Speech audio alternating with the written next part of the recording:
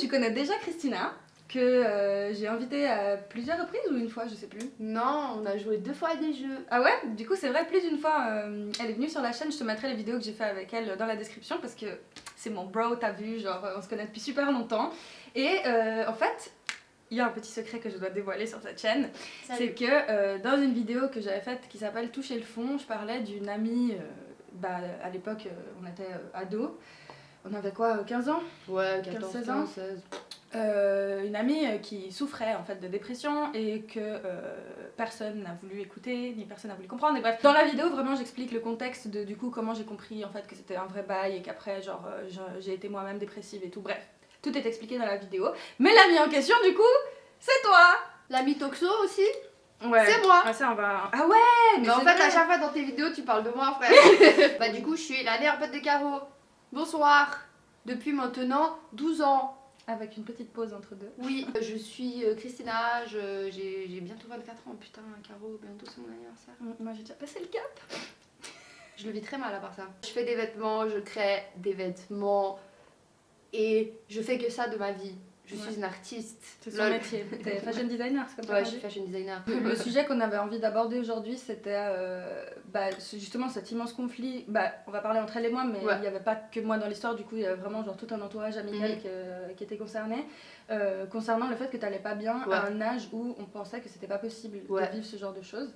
Donc, moi, ce qui m'intéresse, c'est que tu donnes ta version de l'histoire. Moi, j'ai donné un peu des éléments de comment moi je voyais les choses dans ma vidéo Toucher le fond, mais j'aimerais bien t'écouter à ce sujet et puis on va expliquer du coup genre comment ça a commencé, comment on s'est disputé, comment après tu t'es remis même sans nous et aujourd'hui tu vois où on en est, tu vois par rapport à ça. Parce qu'il faut savoir que du coup on prend toujours les deux, on est sous traitement antidépresseur. Yes, donc, à chaque fois qu'elle fait un pas, je le fais avec elle. Mais ça on discutera. Anxiolytique, antidépresseur, toi et moi, main dans la main comme ça. Bon bah je sais pas, moi je sais que j'ai commencé à avoir mes symptômes dépressifs super jeune. Genre je sais que déjà en primaire, genre j'avais déjà des symptômes dépressifs et du coup dès ma rentrée au cycle, enfin genre j'avais déjà des problèmes par rapport à ma dépression, etc. Mais je ne savais absolument pas ce que c'était. C'est là où j'ai commencé à émettre l'idée de peut-être aller voir un psy.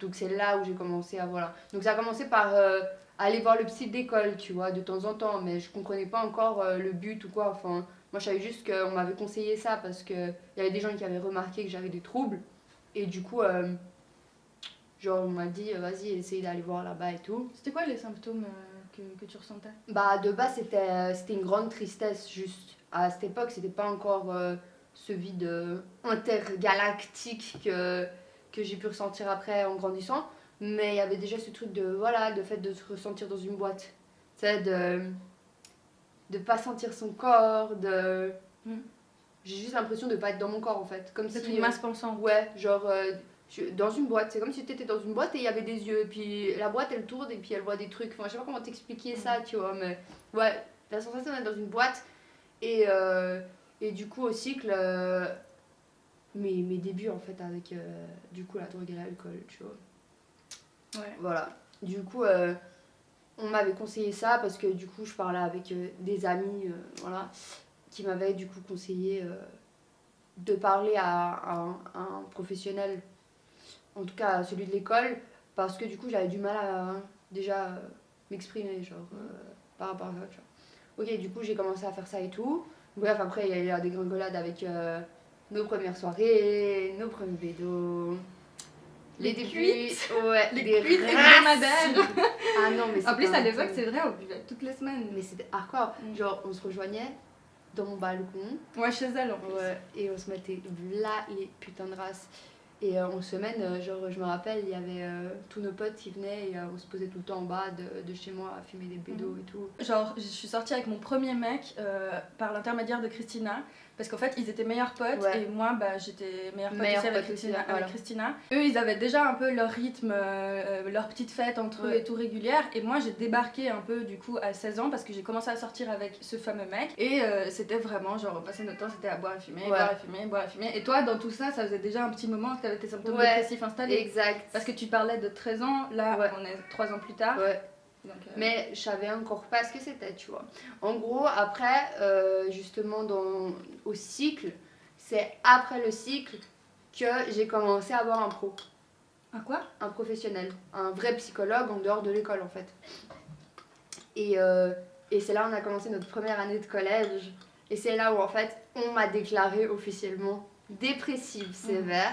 Et du coup, faut savoir que de base, moi je suis quelqu'un, je ne parle pas de mes problèmes. Et quand j'en parle, c'est voilà, c'est ça prend du temps, c'est long, j'ai beaucoup de mal à m'exprimer sur mes émotions et sur mes possibles traumas. Par exemple, je sais pas, Margot, elle a appris des trucs genre 2 ans après que ce soit arrivé. C'est des trucs où t'es là en mode, mais c'est gros comme le monde. Genre, comment tu peux pas me raconter ça, tu sais? Mais genre, voilà, j'avais énormément de mal à m'exprimer.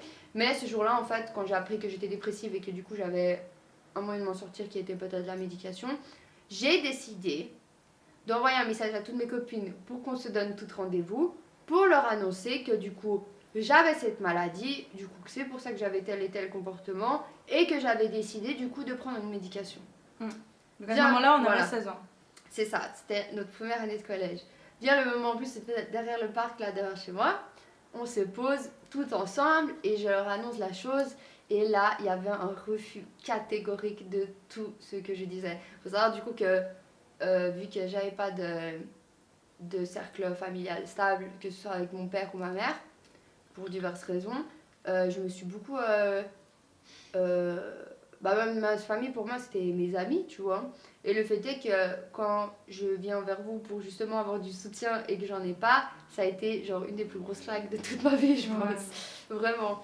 Parce que du coup, c'est pas juste qu'on m'a dit non, prends pas des médicaments, c'est de la merde. On m'a dit non, tu mens, tu n'as pas de dépression, t'es juste très triste. Et du coup, ça m'a fait minimiser mon problème. Ce qui fait que du coup, vu que déjà j'étais pas en état de prendre des décisions par moi-même, que j'avais besoin de soutien de mon entourage, le fait qu'on me dise non, tu mens, je l'ai pris comme un ah bah peut-être que je mens, tu vois. Et j'ai recommencé à refermer mon truc, à minimiser ça, ce qui a fait que j'ai fait une dégringolade hardcore avec la bœuf, la drogue, l'alcool. Et du coup, je me suis enfermée dans ma bulle. Je me rappelle, genre, personne ne me voyait, je sortais plus. Quand on me donnait rendez-vous, j'oubliais totalement parce que j'étais H24 foncé. Mais un truc vraiment, genre. Tu t'étais isolée de ouf. Ouais, et au moment où t'as dit ça, la lumière est partie. Ouais, grave. Attends, je vais juste la remettre. Moi, je me souviens de cette période où. En fait, on était. Je peux pas parler au nom des autres, mais genre, globalement, en fait, dans ton groupe d'amis, genre. On était vraiment dans un déni total. C'est un peu genre comme quand quelqu'un t'annonce un truc. Je pense qu'on savait que ça existait et tout, mais pour nous c'était genre inimaginable que ça touche l'une d'entre nous et surtout à notre âge. Ouais. Je pense qu'on imaginait que la dépression ça pouvait que toucher des gens vieux, seuls, qui avaient vécu des trucs, genre la guerre et tout. Et pas du tout en fait. Et je me rappelle aussi, je te raconte de mon point de vue à moi. Il y avait un truc où. Et en plus, je me rappelle, parce que c'est des choses qu'on m'avait dit, que ce soit par écrit ou même à l'oral. Où mes amis étaient là en mode t'es trop forte pour que ça t'arrive, t'es trop un pilier pour que ça t'arrive. Genre en gros, si toi t'as une dépression, meuf, en fait, nous on va toutes flancher, tu vois. Et du coup, c'était un peu de. Du coup, mais toi t'as pas le droit d'être triste. Si toi t'es triste, on est tous dans la merde, tu vois, un peu. Et du coup, ça a fait juste que je devais être forte, mais j'arrivais pas, tu vois. Du coup, j'ai commencé à développer des comportements genre grave agressifs. Et voire méchante par rapport à ça parce qu'en fait je m'étais sentie trahie et seule parce que c'est pas comme si après vous j'aurais pu me retourner vers quelqu'un d'autre. Non, il y a vraiment personne en fait. Non, parce que tous mes amis étaient pas d'accord et les peu de gens qui étaient à peu près voilà, qui n'étaient ni pour ni contre, qui étaient juste neutres et qui comprenaient juste pas, du coup je commençais à traîner beaucoup avec eux et je me rappelle qu'en plus dans cet état de crise il y avait des crises de jalousie de pourquoi t'es avec cette fille, pourquoi tu traînes tout le temps avec cette personne. En fait, il y avait vraiment, j'étais incomprise totalement, mais de A à Z dans tout ce que je faisais. Et du coup, ça a fait juste que je comprenais plus ce que je faisais. Et de toute manière, genre, j'étais la méchante. Et du coup, j'ai juste fait de la merde, tu vois, de A à Z avec ma vie. Moi, je me souviens parce que en fait, t'étais en décrochage scolaire, tu venais plus à l'école. Ah ouais, c'est vrai. Quand on te voyait, genre t'étais un fantôme littéralement. Et en fait, le pire, c'est que du coup, nous, on voyait la dépression avancer, mais genre.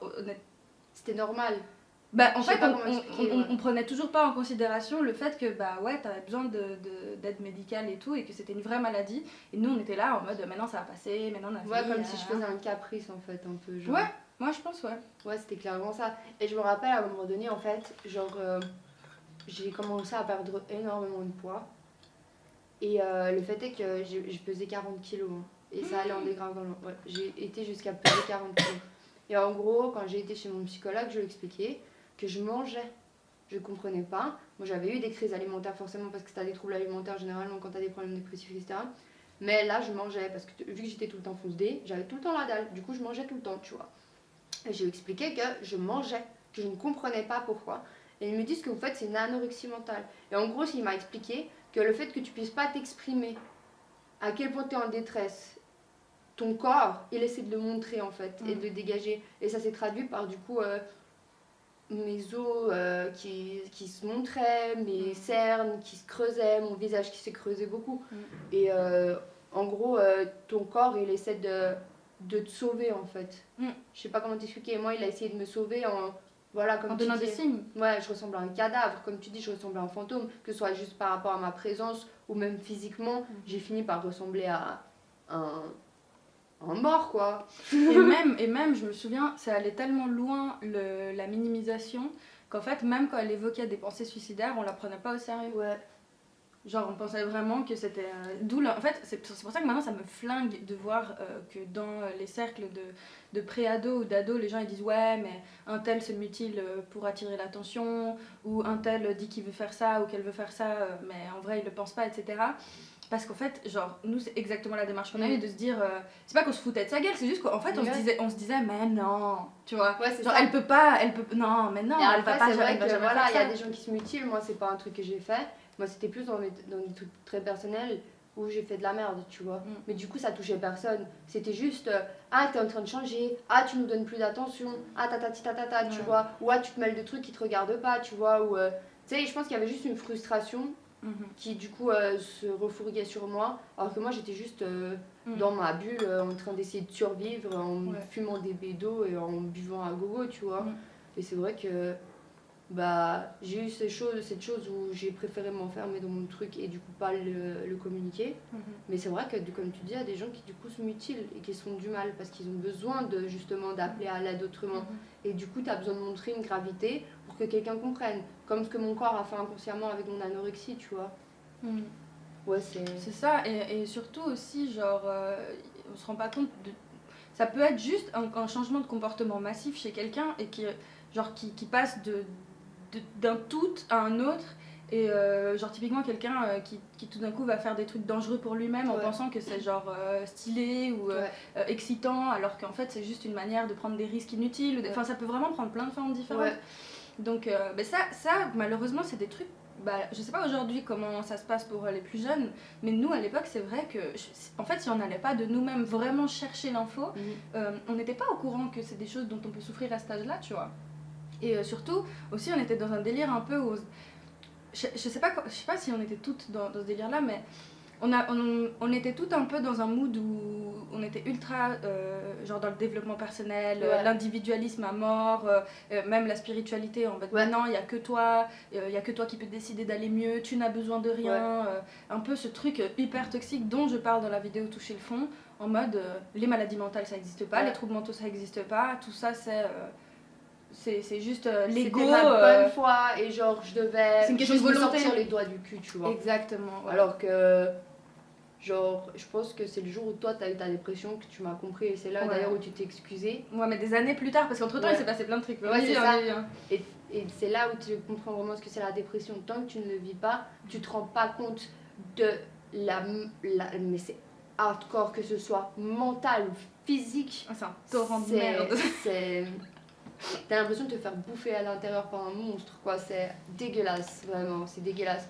Et ouais, comme elle a dit, mais je me rappelais même plus de ça. C'est un détail alors que c'est super important. J'allais plus à l'école. J'allais plus du tout à l'école. Et quand j'allais à l'école, c'était aux pauses pour aller me fumer un bédo avec des potes. C'est abusé. Ou tu venais en pyjama à l'école. J'ai déjà mis en pyjama à l'école. Tu sais qu'il y a trop de trucs dont je me rappelle pas. Mais aussi tu perdais la mémoire. Ça aussi, mais nous on comprenait pas que c'était un symptôme de la dépression. Nous on se disait juste, mais elle se fout de notre gueule, elle est trop tox, il faut qu'elle arrête de fumer parce qu'elle oublie tout. Bah oui, sûrement que si tu fumes tout le temps t'oublies, mais même sans fumer en fait J'avais plus de force en fait. Un des symptômes assez courants de la dépression, c'est le fait d'avoir des pertes de mémoire, d'avoir du mal à se concentrer et tout. Ouais, et surtout que j'arrivais à des stades physiques où je tenais plus. Genre, j'arrivais pas, que ce soit parce que je perdais une chier de poids en une vitesse colossale, que ce soit que parce que justement j'ai cette maladie, physiquement je suis fatiguée. Enfin, vraiment. Le seul moment où je me levais, de toute façon, c'était pour me mettre des races et puis me fumer des bédos, tu vois. Et je partais jamais très loin. Enfin... Et en fait, bon, alors, on va pas pouvoir trop développer ce point ici parce que c'est pas le sujet, mais en fait, moi je sortais toujours avec le fameux mec qui était du coup aussi le meilleur ami à Christina. Et genre, il y avait déjà des brèches de ouf dans notre relation entre les deux, et lui il les a juste genre empirées de ouf. En fait il disait de la merde à l'une et à l'autre, et il a fait en sorte en gros qu'on arrête de se parler de ouf, et ça a marché parce qu'il y avait des fragilités entre nous. Et du coup on a arrêté de se parler pendant 3 piges. De mes, je dirais 17 à 20 ans, non, à peu près comme ça. Et c'était vraiment dur, je pense, pour toi, après tu vas nous le dire, mais il y a vraiment, je pense, enfin moi de ce que j'interprète avec le recul, j'ai l'impression que tout ton tissu social il s'est effrité. Bon, je peux parler comme mon nom, mais je sais qu'il n'y avait pas que des problèmes avec moi en fait. J'avais des problèmes avec tout le monde. Et même pas parce que je voulais avoir des problèmes, hein. Genre, j'ai jamais été une fouteuse de merde, je suis pas quelqu'un de méchant, mais c'est vrai que je me suis enfermée avec mon ancienne meilleure amie, du coup. Je me suis enfermée avec elle et on était dans un truc où on se voyait que les deux. Et parce que c'était la seule qui m'écoutait et qui me comprenait. Alors que je pense qu'au final, elle me comprenait même pas et qu'elle s'en battait juste les couilles et qu'elle fumait des bédos avec moi, tu vois. Mais elle avait pas en tout cas le même jugement que portaient d'autres gens peut-être sur... Non, du tout, au contraire. Après, avec le temps, si elle a fini par l'avoir, tu vois. Quand autant j'ai voulu m'en sortir, que j'ai vraiment fini par faire des crises d'angoisse, d'agressivité et tout, de colère, c'était le seul entourage que j'avais, vraiment c'était elle, tu vois. Genre, j'étais dans une matrice de ouf. Et c'est là que ça a fini par se dégrader, tu vois. Mais c'était un entourage hyper malsain parce qu'en fait, ce qui vous liait... C'était nos addictions. Ouais, voilà. Et d'une certaine manière, c'était aussi un mal-être commun peut-être, tu vois. Ouais, de ouf. Et puis surtout qu'au final, toutes mes relations étaient pétées, tu vois. Genre en soi, la seule personne avec qui je me sentais un minimum bien, c'était aussi elle. Parce que j'avais l'impression qu'elle me comprenait, qu'elle était loyale envers moi. Parce que moi, après ça, en fait, ce que j'ai vécu, c'est genre comme une trahison totale de tout le monde. Déjà, j'avais pas de cercle familial stable, mais en plus de ça, je me suis dit, mais en fait, j'aurais jamais d'amis, tu vois. Genre de vrais amis. Parce que j'étais incomprise, j'étais seule. Et finalement, je l'ai vécu un peu comme de la maltraitance, tu vois, parce que littéralement, on me disait tout le temps ce qui allait pas, ce qui était mauvais chez moi. Mais alors juste qu'en fait, ça, c'était même pas moi, ma personnalité. C'était les répercussions de ma maladie. Et au final, t'as juste l'impression qu'en fait, c'est toi, tu vois. Que t'es vraiment comme ça, que t'es mauvais. Et la seule personne, en fait, qui m'acceptait, c'était elle, tu vois. Du coup, il y a ce truc aussi qui fait que voilà, je suis restée 3 ans enfermée avec elle tout le temps. Et du coup, pendant cette période, après, bon, moi, mes problèmes d'addiction et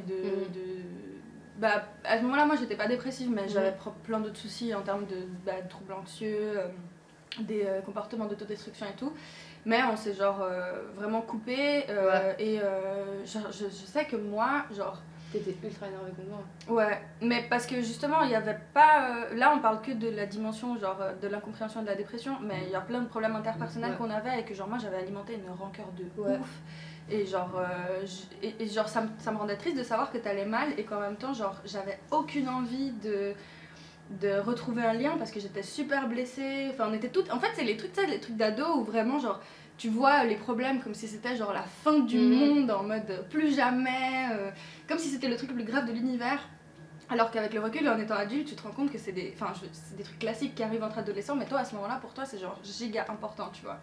Et en plus de ça, j'étais complètement aliénée avec mon ex, qui était genre giga toxique et tout, qui me bourrait la tête de trucs faux sur toi, tu vois.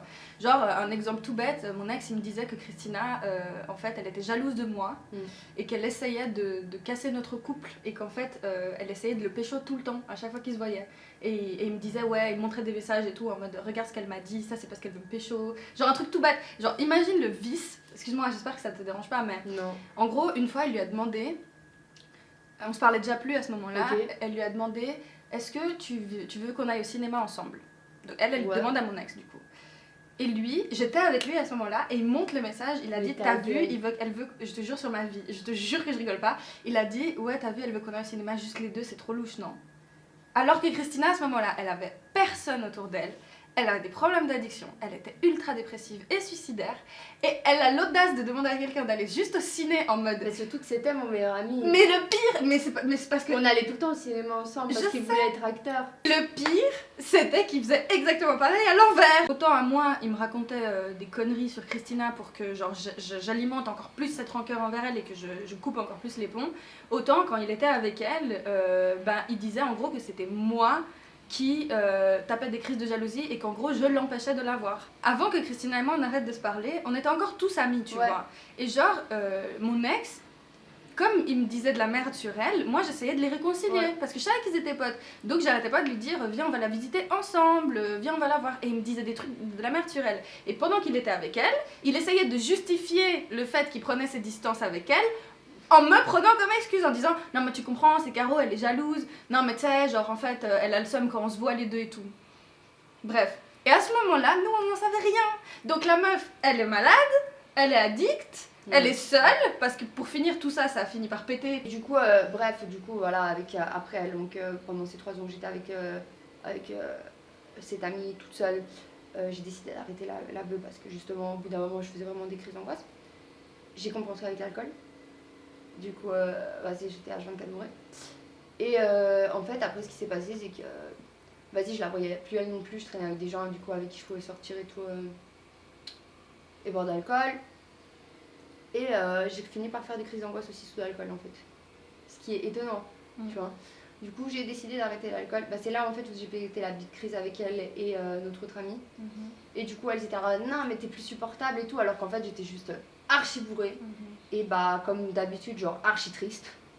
Et du coup, j'ai juste pété une durite, tu vois. La boucle, elle s'auto-alimentait depuis des années, en fait. En fait, c'est ça, parce qu'au bout d'un moment, en fait, genre de base, quand je fumais et que je buvais, j'étais quelqu'un de marrant, j'étais la bonne, j'étais le clown de la soirée. En plus, je tenais beaucoup l'alcool et la beuh. Du coup, à chaque fois qu'il y avait un souci, moi, j'étais là pour gérer le truc. Mais en fait, plus le temps passait, plus en fait, j'arrivais plus à mentir que j'allais mal. Et ma source d'échappatoire, en fait, faisait que, en fait, non, ça me faisait ressortir le mauvais, tu vois. Et du coup, ça a commencé avec la beuh, où j'ai commencé à ressortir le mauvais par l'angoisse. Et après, ça a été l'alcool, où j'ai commencé à ressortir ça par des phases où j'étais vraiment ivre, où du coup, je devenais agressive avec les gens, où du coup, je tapais des phases où je pleurais, mais pas pleurais, genre en mode... genre vraiment en mode grosse crise, tu vois. Trop plein, quoi. Ouais, mais parce que, en fait, les gens comprenaient pas. Encore une fois, les gens ils voulaient pas comprendre que ça faisait tant d'années que j'étais dans le dur et que ça faisait tant de temps que je prenais de l'alcool et qu'au bout d'un moment mon corps il m'a dit mais nique ta mère. Comme quand j'ai fait justement mon anorexie mentale, mon corps il m'a dit ah ouais tu penses que ça va te faire oublier que t'es triste, mec ça va te faire comprendre encore plus que t'es triste. Donc une fois que j'ai enlevé la beuh pour m'enlever cette phase de je vais oublier mes crises d'angoisse et mes trucs, je vais oublier que je suis malade. L'alcool il m'a fait la même chose. Il m'a dit mais t'es malade, tu es malade. Et ce soir-là où en fait c'est parti en couille, j'ai compris à nouveau que j'avais une addiction à l'alcool, tu vois. Et on se parlait toujours pas à ce moment-là. Si. On a recommencé à ce moment-là. On a recommencé un peu avant. Ah ouais? Ouais. On a recommencé entre deux, là ça faisait non oui, je me souviens. Oui. En fait, on a recommencé parce que c'est toi qui m'avais expliqué qu'en fait, mon ex, le fameux gars entre nous, en fait, il me trompait comme un bâtard et puis que en gros, c'est là qu'on avait... Bon, attends, je remets en contexte. Moi, j'avais eu des échos du fait que Christina, justement, quand elle s'alcoolisait, qu'elle devenait agressive et tout, parce que les gens qu'elle fréquentait, indirectement aussi, ils faisaient partie de mon entourage. Et donc, même si je te parlais plus pendant 3 ans, j'avais quand même des histoires de gens qui me disaient ah on a fait une soirée avec elle a badé, elle a pété un câble et tout. Du coup moi j'avais encore ces échos et il y a eu un moment où en fait on avait un ami en commun qui avait besoin de l'aide de toutes ses copines quoi et par la force des choses je sais pas trop pourquoi à ce moment-là, mais bon, c'était juste la vie, quoi. On s'est toutes réunies, dont Christina et moi, parce qu'on était des amis en commun, pour aider ce mec. Et donc, c'était 3 ans plus tard, on s'est retrouvés pour lui consacrer du temps à lui qui avait besoin de nous. Et en fait, à ce moment-là, quand j'ai vu Christina, après toutes ces années, même en sachant que t'avais eu des phases, parce que les gens me racontaient j'étais encore sous alcool, et que t'étais encore alcoolique et tout, quand je l'ai vue, J'étais super étonnée, genre je la reconnaissais vraiment pas, alors qu'à ce moment-là t'étais toujours mal. Ouais. C'est juste qu'on avait mûri. T'as pris du recul. Moi j'ai pris du recul, j'avais changé aussi de mon côté et tout, et en la voyant à ce moment-là j'ai eu comme une gifle de ouf et je me suis dit waouh, mais c'est qui que j'ai devant moi? Je m'attendais pas du tout en fait à te voir comme ça. Surtout que je me disais, à chaque fois que tu me dis ça dans ma tête, j'étais là même. Bah j'ai pas changé. On se rend pas compte quoi. Ouais. À partir de ce moment-là où on s'était vu pour ce gars Ouais. et que j'ai remarqué que le temps était passé, que je sais pas, tout d'un coup j'ai remis un peu en question mes a priori sur toi. Ouais. On a recommencé à parler et en fait c'est toi qui m'as appris que c'est grâce au fait qu'on se reparle qu'on a découvert en fait que mon ex il nous avait menti de ouf aux deux. Qu'en gros il me racontait des mensonges à moi contre elle, qu'il lui racontait des mensonges à elle contre moi et puis que ça avait grave empiré nos faiblesses de base. À partir de là toi et moi on a commencé à nouveau à devenir potes. Et le lien qu'on avait, en fait, il était jamais mort, c'est juste que ça avait été écorché de ouf, mais l'amour était toujours là, tu vois. Ça avait jamais changé. Tu peux pas arrêter d'aimer les gens quand tu les aimes vraiment, enfin, genre, je veux dire, même s'il y a ce genre de choses, l'amour était toujours là, et du coup, genre, on a repris contact. Ouais. Et à partir du moment où on a repris contact, même si c'était tout doux au début, on y allait tout doucement, parce que moi j'étais super traumatisée aussi. Moi j'avais trop peur et tout que ça reparte en couille. Il y a eu cette fameuse crise que tu as eue. Ouais, la énième crise que j'ai eue sous alcool, où j'ai vraiment pété ma gigadurite. Et en fait, je me suis dit, ok, mon problème c'est que je suis alcoolique, je vais me soigner. Donc j'ai dit ça à mon entourage. Voilà, il y en a qui ont voulu comprendre, il y en a qui n'ont pas voulu comprendre. Moi je pense que pour la première fois, quand elle m'a dit ça, genre ça t'est jamais arrivé avant. Et je me souviens, c'était une des premières fois où quand elle me l'a dit, j'ai capté et je me suis dit, ok, c'est pas du bullshit, genre, mais des années plus tard en fait. Genre, c'est là où t'as compris que t'étais une tox. Oui, parce que moi aussi entre temps j'avais capté que j'avais des problèmes d'addiction. D'ailleurs, pour la petite histoire, c'est Christina qui m'a fait aller chez les narcotiques anonymes. Yes, parce que moi j'allais chez les alcooliques anonymes. Quand elle m'en a parlé, moi du coup je suis allée chez les narcotiques anonymes parce que c'était pas l'alcool mon problème. Et puis je lui ai toujours dit, c'est entre autres grâce à toi que je suis abstinente aujourd'hui, tu vois. Et je te dois beaucoup pour ça. Mais c'est vrai que nos chemins, ils se sont retrouvés à des moments adéquats parce que les deux, en fait, je pense que ce qui a aidé à ce qu'on se retrouve, c'était que les deux, on était dans le même processus de vouloir aller mieux et aller de l'avant et se sortir en fait de tous nos soucis. Mais à ce moment-là, j'étais toujours pas en dépression, du coup j'avais encore plein de questions en fait. Il y avait plein de trucs que je comprenais pas sur ce qu'elle vivait et toi t'étais toujours giga dépressive à ce moment-là. Mais je le savais, j'étais dans un déni hardcore et ce déni est vraiment venu de ce premier jour où j'ai dit les gars je suis en dépression et qu'on m'a dit non ferme ta gueule tu vois. Et du coup genre vraiment je me suis dit mais moi mon seul problème c'est que je suis une addict. Bon déjà pour comprendre que j'avais des addictions. J'ai dû être poussée dans des extrêmes où mon corps m'a dit nique ta race, où je tenais plus l'alcool alors que de base j'ai une tenue mon gars mec. C'est hardcore, tu vois. Mais bref, voilà, du coup, je suis venue à ce moment-là me dire, ok, j'ai une addiction à l'alcool. Je vais aller chez les alcooliques anonymes. Et du coup, j'ai fait un an de sevrage qui était hardcore. Un an de sevrage. Et du coup, sont venus quand même malgré tout, à nouveau, en étant clean, mais putain des crises d'angoisse. Mais pas une crise d'angoisse, genre comme j'avais, où j'avais des bases, mais je pouvais encore me contrôler. Un truc... Mais j'ai cru que j'allais mourir. Mais t'avais été à l'hôpital et tout à cause... Mon père m'a emmené à l'hôpital. Faut savoir que mon père, c'est le personnage genre Kanye West, aucune émotion, aucune expression faciale. Pour que lui, il panique et qu'il m'emmène à l'hôpital, c'est que vraiment j'étais dans un sale état, tu vois. Je me souviens de ce jour-là. Du coup, je suis à l'hôpital, cette femme me dit que j'ai rien physiquement, que j'ai un problème dans ma tête. Et elle me dit, en plus il y avait mon père, donc c'était trop la gênance, tu vois. Et là, vraiment, elle me dit, écoutez, vous avez rien, qu'est-ce qui se passe? Est-ce que vous avez des symptômes? Est-ce que vous êtes triste? Là, j'ai dit, écoutez, clairement, ça fait 2 semaines, j'ai envie de lâcher. J'étais épuisée. Et puis, là, vraiment, j'étais arrivée au bout de mes ressources, je lui ai dit, écoute, soit tu me shootes, voilà l'anesthésion, ce que tu veux, soit je me bute. Bref, vraiment, j'en pouvais plus. Et là, elle me dit... mais du coup, vous avez des antécédents et je lui dis, on m'a déclaré dépressive en gros il y a des années. Genre, je pense clairement que je suis toujours dépressive parce que je me suis jamais soignée, tu vois. Et en plus, c'était une dépression sévère, etc. Et du coup, elle m'a dit, ok. Genre, clairement, la meuf, elle note que je suis dépressive et que vas-y, je dois me faire soigner. Tu vois ce que je veux dire? Et je lui ai dit que voilà, je vais pas prendre de médicaments et que je veux pas avoir un psy. Parce que... À ce moment-là, t'avais encore cette barrière mentale à cause de ce passé. Enfin, on a planté une graine qui a poussé, mais c'était pas une petite fleur, c'était un baobab le truc dans ta tête, en mode non mais les médicaments c'est de la merde et la psychiatrie, non surtout pas, tu vois. Ouais, de ouf. Et du coup, en gros, je lui ai demandé s'il y avait des alternatives. Et en fait, ce que j'ai commencé à faire, mais j'ai pas encore dit que j'étais dépressive, tu vois. Pour moi, j'avais réglé mes problèmes d'angoisse, ok. Donc je vais chez l'hypnotiseuse, et elle m'hypnotise et tout, je commence à avoir moins de crises d'angoisse. Je vais chez mon généraliste, je lui explique, et là il me regarde pour la 180e fois, et il me dit « Tu es dépressive sévère ». Et j'ai dit « Je sais quoi, vous savez quoi, je crois que vous avez raison ». Et je lui ai dit « J'en peux plus, je veux me soigner ». Je lui ai dit « Donnez-moi le médicament que vous m'avez donné il y a 10 ans en arrière ». Je lui ai dit ça, parce que justement, t'avais fait cette dépression.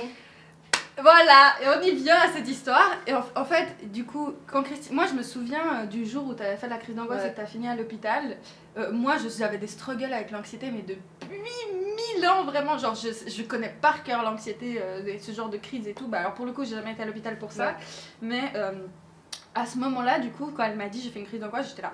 Wow, ok, on connaissait Christina triste, dépressive et tout, mais Christina nerveuse comme ça, c'est vrai que c'était... Et ça, c'est intéressant à le mentionner parce qu'en fait, ce qu'il faut savoir, c'est que d'un point de vue purement clinique, il y a une forte comorbidité entre la dépression et les troubles anxieux. C'est-à-dire que quand tu as des tendances dépressives et que tu tombes malade en dépression, tu peux développer des... Tu as des fortes chances de développer de l'anxiété, voilà. Et inversement... Oui. Quand tu es anxieuse, tu peux développer des troubles dépressifs. Exactement. Et donc, en fait, c'est ça qui est trop drôle avec notre histoire, c'est que nous, on a toujours des histoires parallèles à l'envers. C'est trop drôle. Non, mais vraiment, genre là, je suis célibataire, toi t'es en couple. Le yin-yang. Là, j'avais mon piercing, je l'ai enlevé, toi t'avais ton piercing. Non, mais c'est très très drôle. Et ce qui est super particulier, c'est qu'au moment où elle, sa dépression l'a menée à, en plus, développer de l'anxiété, bah moi, mon anxiété est en train de me développer une dépression. Et donc, en fait, vraiment, j'étais là, oh non, merde, qu'est-ce qui se passe? Et moi à ce moment-là, j'étais déjà un peu plus briefée. J'y viens, mais à ce moment-là, moi je m'étais beaucoup plus renseignée sur tout ce qui touche à la santé mentale. Je m'étais beaucoup éloignée du milieu du développement personnel et de la spiritualité parce que je m'étais engouffrée dans un truc giga toxique, giga jeune. Moi, regarde mes anciennes vidéos quand j'avais 18 ans comme ça, genre, il y a un monde, hein. Il y a un monde avec qui je suis maintenant, tu vois. Mais je les laisse parce que c'est quand même intéressant de voir l'évolution. Tout ça pour dire que voilà, j'avais un peu les idées plus claires sur concrètement ce qui nous arrivait. Et en fait, j'avais commencé moi du coup à voir une psychiatre et à commencer un traitement. Et en parallèle, j'en parlais à Christina. Je lui ai demandé sincèrement pardon, on était dans un tacos, si je me souviens. C'est récent en vrai, hein, par rapport à notre histoire, c'est très récent. Je lui ai demandé vraiment pardon et tout parce que genre j'ai réalisé à quel point en fait on l'avait mis en danger, tu vois, parce que littéralement il y avait un danger de mort en fait avec notre attitude par rapport à ça. Tu t'es mise à pleurer, t'étais là en mode putain on aurait pu le buter et j'étais là en mode c'est bon, calme-toi. Non mais c'est pas, et le but c'est pas de se culpabiliser en mode tout est de notre faute ou quoi, mais juste c'est de mettre en avant l'importance du soutien du réseau autour des personnes. Mais ce jour-là aussi moi je t'ai clairement pardonné, pour moi ça a tout guéri mes problèmes, tu vois, j'étais là en mode oh bah tu sais quoi, moi aussi je vais prendre des médocs, let's go.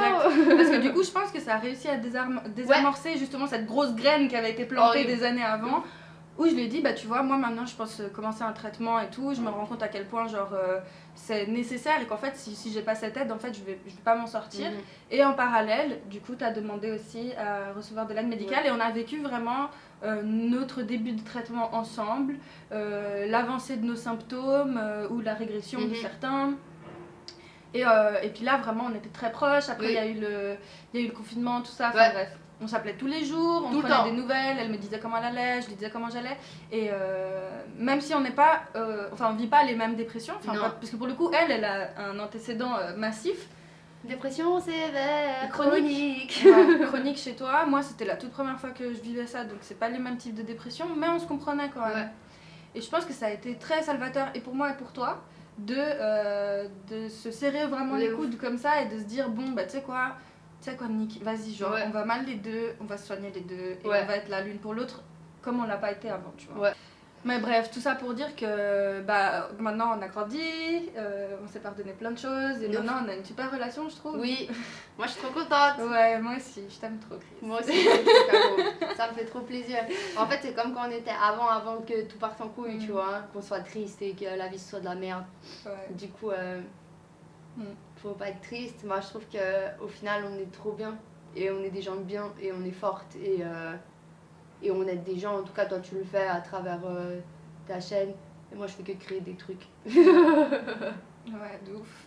Faut pas être triste, faut pas pleurer. Non, mais je suis pas triste, c'est juste que. Moi, je trouve ça beau. Ouais, mais non, mais juste, je pense au fait. Enfin, je me replonge un peu dans le passé, genre, je m'imagine. Mais...